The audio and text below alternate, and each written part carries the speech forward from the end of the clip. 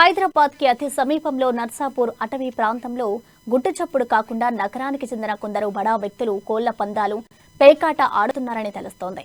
Drone కెమెరాతో అడవి వీడియోలు తీస్తుండగా వారు డ్రోన్ కెమెరా కంటపడ్డారు. డ్రోన్ ని చూసి పందెం రాయిలు పరుగులు పెట్టారు. దీనిపై పోలీసులు నిర్లక్ష్యం చేస్తున్నారని ఆరోపణలు వినిపిస్తున్నాయి. వీకెండ్స్ లో ఈ దందా ఎక్కువగా సాగుతుందని అయినా పట్టించుకోవడం లేదంటూ పోలీసుల తీరుపై విమర్శలు గుప్పిస్తున్నారు.